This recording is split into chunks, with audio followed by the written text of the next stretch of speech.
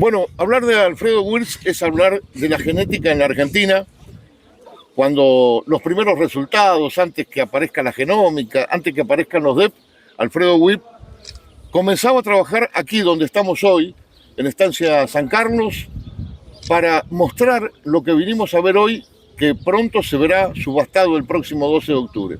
Alfredo, cuénteme un poco la historia, esa que nos contaba hace algunos instantes nada más, cuando hablábamos de sus comienzos acá. Bueno, tuve el privilegio de haber sido elegido por don Felipe Larrivière, que fue un personaje para mí inolvidable, para el país inolvidable.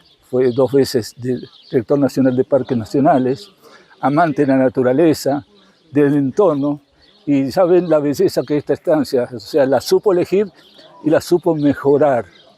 Porque si se fija, aparte de los montes naturales, los montes implantados, y en cada puesto del personal, por ejemplo, los frutales, detalles increíbles para el bienestar del personal, aparte del confort de los puestos y tener una estancia en orden.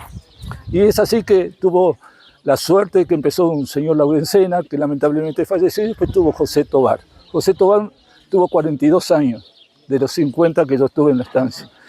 Y Carlito Badevichelli, el actual, hace 30 que está, o sea, acompañó a José 16.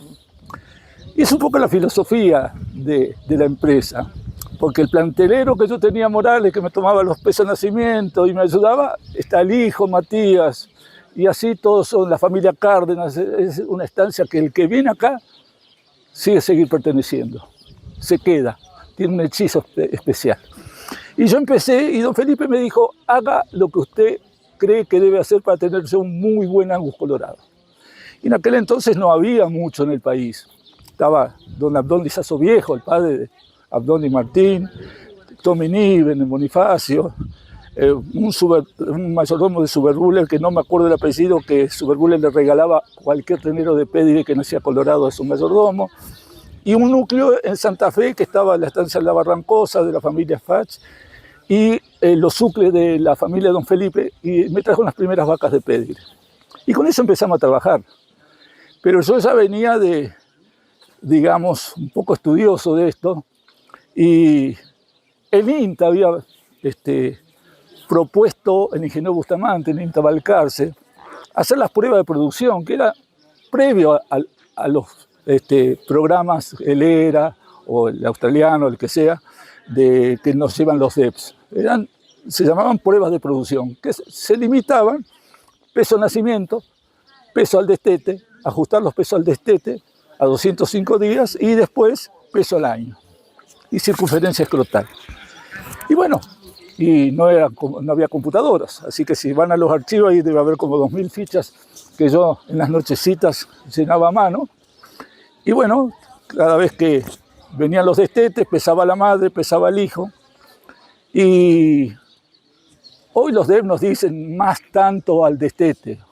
No, yo lo que hacía es peso de la madre, peso del ternero ajustado 205, ¿qué porcentaje del peso de la madre es el peso del ternero? Supongamos una vaca de 500 kilos, me destetaba un ternero de 250 ajustado, bueno, me está destetando el 50% de su peso.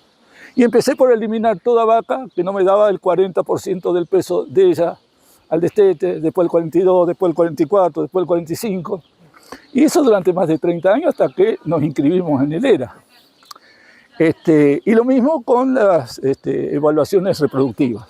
También teníamos servicio a los 2 años, porque las sierras, las vacas viven acá en la sierra, paren en la sierra, suben a las sierras allá por el mes de mayo, junio, y ahora están pariendo y recién se bajan a fines de octubre, en noviembre para los servicios. Entonces tenía que ser una vaca que no tuviera problemas de parición y adaptada al ambiente, al pasto de la sierra y al pasto de las partes llanas que se privilegiaba para las terneras o para los destetes. Así que el otro objetivo que me decía don Felipe, sí, pero los novillos no pueden estar mucho tiempo en el campo. Entonces el otro objetivo era, como yo desteto en marzo de este año, y mi destete sale antes de marzo del año que viene. O sea que tiene que salir mis novillos entre 430 y 480 kilos entre los 18 y los 22 meses, en el campo que está en Casbas. Y entonces había un objetivo de crianza: producción eficiente de un novillo, producción de madres eficientes. Y ahí entonces empezamos a decir, no, pero para que una madre sea eficiente tiene que ser muy fértil. Desde ya el doctor Ramos, que después vino con los años a hacer los tactos, se eliminó por años, no sé, 30, 40 años, toda vaca vacía, y que es ahí donde todos aprendemos. El productor, creador, cualquier creador del país, el día que está su veterinario haciendo el tacto, tiene que ir y con los celulares de hoy filmar toda esa vaca vacía que tiene y grabársela en la mente. Esto es lo que no tengo que crear. ¿Por qué? Porque tiene exceso de tamaño, porque es menos fértil, por lo que sea. Entonces, privilegiar el pie de madre de su rodeo. Entonces, esa es otra de las bases de selección de madre, a través de que todas se preñen. Y una más, el día del entore, yo tengo que entorar tantas vacas como crías tengo. Si tengo 100 terneros, tengo que tener 100 vacas. Ah, hay 106, acá hay 6 vacas que me abortaron o que parieron muertos. Afuera con ellas. Entonces, si usted es metódico, claro, pero hay que vivir años. Yo tuve el privilegio de vivir años y un José Tobar y un Carlos Padevicheri estrictos en todas las medidas de manejo. Entonces, se fueron logrando cosas.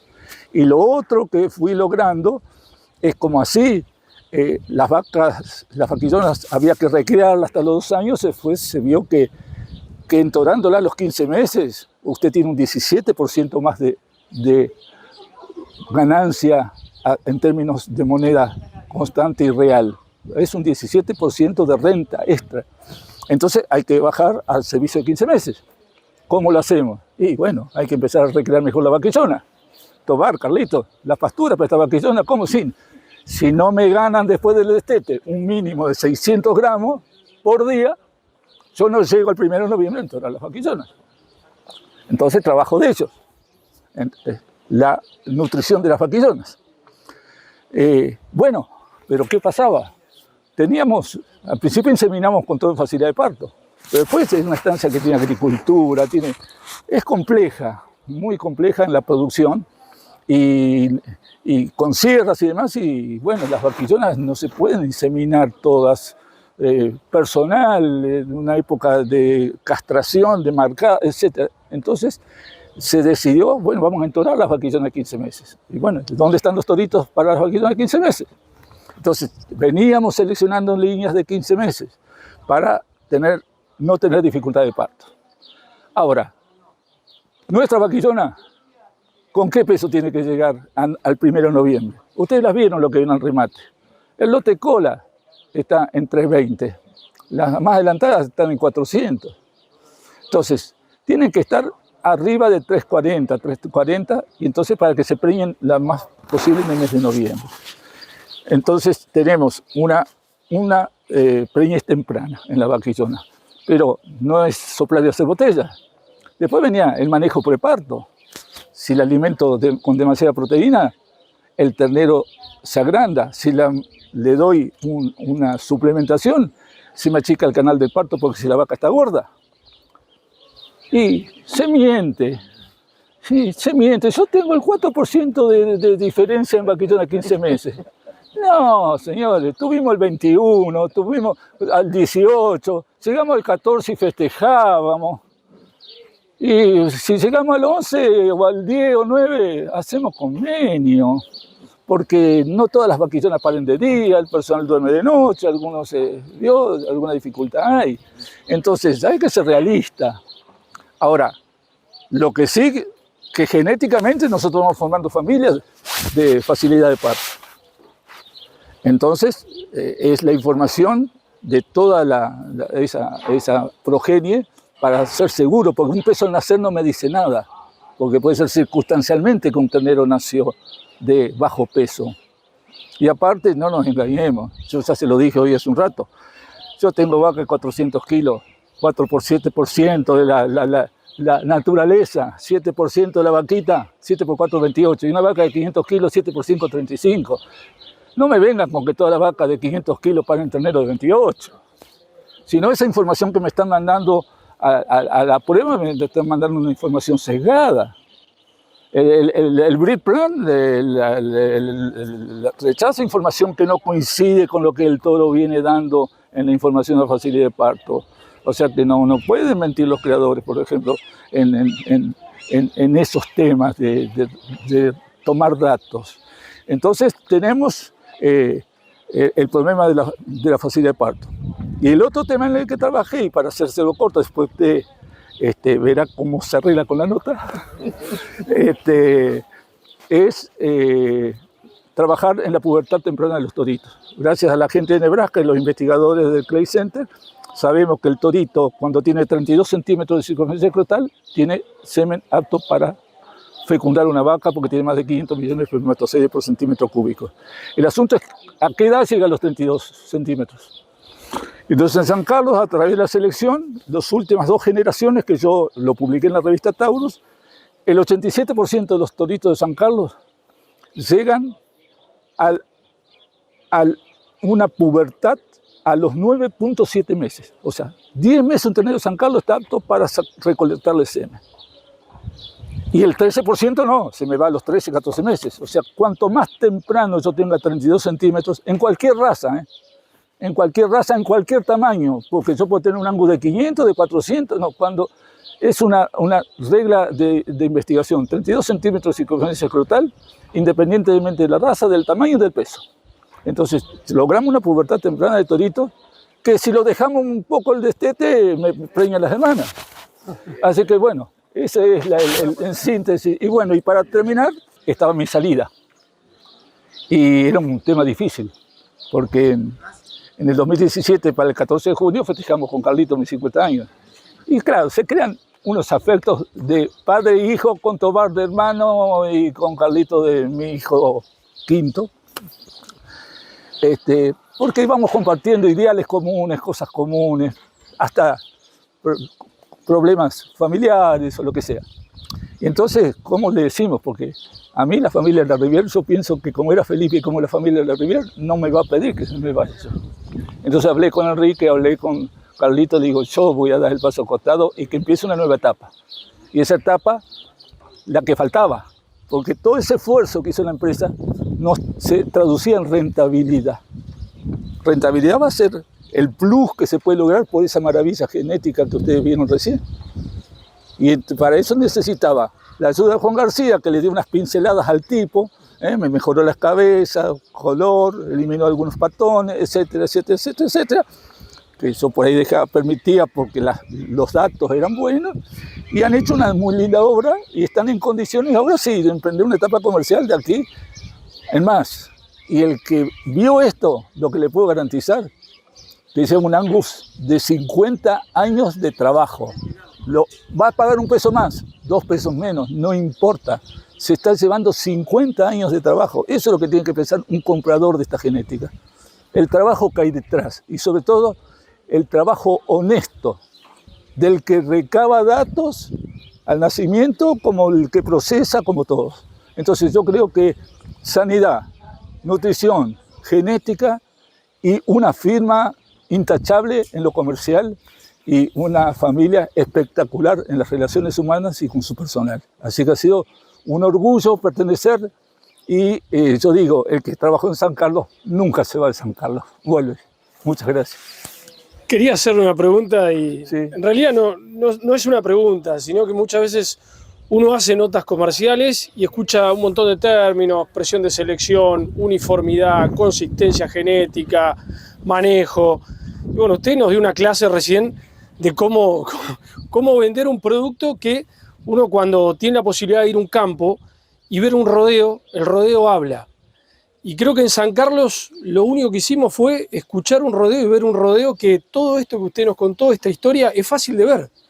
Porque simplemente se ve, y sobre todo esa palabra presión de selección de 50 años está totalmente expresada en las vaquillonas, en los toros. Todo lo que uno ve, lo ve claramente en esa palabra final que es consistencia, y creo que quien venga a San Carlos va a comprar eso, va a comprar consistencia, que te lo pueden contar con muchos datos, te lo pueden decir de muchísimas maneras, pero bueno, creo que no hay mucho para decir después de todo lo que nos contó. Sí, no, y si vos te fijás en el listado de los toros, por ejemplo, Yo no sé si hay algunos de menos de 40 centímetros, pero no se olviden que están cumpliendo 25 meses. Porque, ojo, que si yo agarro un destete y le doy un exceso de energía post-destete durante un tiempo prolongado, mejoro la circunferencia escrotal, pero mato la fábrica de espermatozoides. Nunca va a tener buen semen un ternero sobrecargado en grasa, jamás. Lo hago subfértil por el manejo. Entonces no es solo una circunferencia escrotal, y esas circunferencias escrotales son a pasto, donde la termorregulación escrotal y todo trabaja perfectamente bien.